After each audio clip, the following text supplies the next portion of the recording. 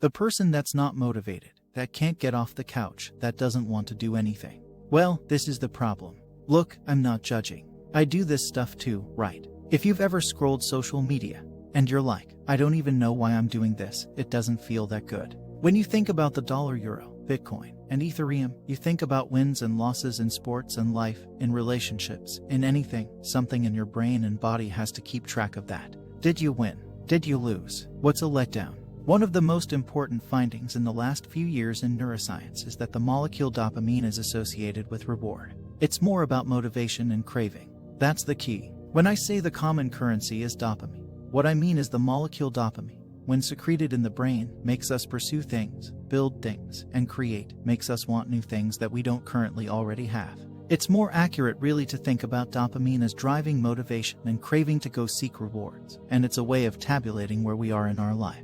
Are we doing well or are we doing poorly? And that happens on very short time scales. Like, do you wake up feeling good or do you wake up feeling kind of low or for a long time? If you're halfway through a long degree or you're halfway through your life, how are you doing? How do you gauge that? Well, it has everything to do with how much dopamine you were releasing in the previous days and weeks and years. So you're always comparing it, and all of this is subconscious. But what's cool is that once you make these processes conscious, you understand a little bit about how dopamine is released and how it changes our perspective and our behavior. Then you can work with it. And this is the new evolution of the understanding of dopamine in neuroscience, which is that dopamine itself is not the reward, it's the build-up to the reward. So the keys are to pursue rewards, but understand that the pursuit is the reward. If you want to have repeated wins, the celebration has to be less than the pursuit, and that's hard for some people to do. If you can start to identify the craving as its own internally released drug, this thing dopamine, that is a source of motivation, then what you realize is capturing the reward is wonderful. But attaching dopamine to the reward is a little bit dangerous. Celebrating the win more than the pursuit.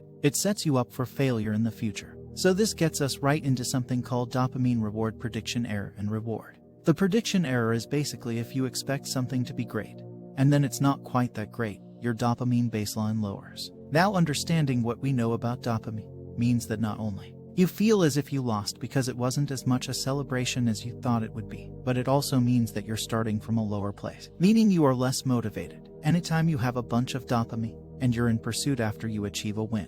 Now, this could be a business win, a relationship, or a win of any kind. But inevitably there's going to be a tipping back of the scale on the pain side, and that pain side is always going to go a little bit higher than the dopamine side. So this is what you would feel if you pursued a goal like building a big company. Here it comes the big sale, and then there's the, well what? Now, it is the kind of a letdown.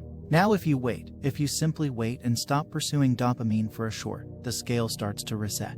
The problem is a lot of people immediately roll right into the next pursuit, and then what happens is that scale starts to get stuck on the pain side. A little bit more, and pretty soon no amount of seeking will allow you to experience that craving and motivation. So, what does this mean in terms of an actual tool? Well, first of all, if people can do what you do, they're going to be in a much better position in life. Doesn't matter if it's school, sport, relationship, or any domain of life.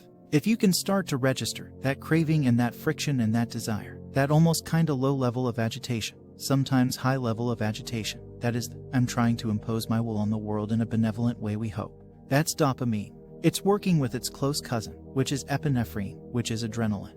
They are very close cousins. Dopamine manufacturers, epinephrine, a lot of people don't know this, but adrenaline is made from the molecule dopamine. So those two are hanging out together and it's like craving work, and then you get the win. Some people allow the big peak in dopamine to be associated with the win. Smart people learn to adjust their celebration internally, right? This is all internal. You could throw the biggest party in the world, but as long as you're kind of laid back and looking at this, not letting yourself get manic crazy, you won't necessarily crash as hard. Pretty soon your system will reset so that you take the day off, clean up the dishes, relax, you go, what? Now I'm feeling a little. Well, rather than going out and spiking your dopamine, again, just wait. Understand that the scale will reset again. Give yourself a few days where you're gonna feel a little kind of underwhelmed. Things aren't gonna be as interesting. It's gonna be hard to trigger that big release because you just had the peak. Well, if you adjust that, you relax, you understand. There's always a little bit of postpartum depression. We sometimes hear about postpartum depression. That's a clinical thing. But there's always that kind of, today's not as exciting as the previous days. What am I gonna do with my life? But then if you let it start ratcheting up again, then what you realize is your capacity to tap into dopamine as a motivator, not just seeking dopamine rewards. That is infinite. And I can say with great certainty that this is how you were able to build a big company and sell it.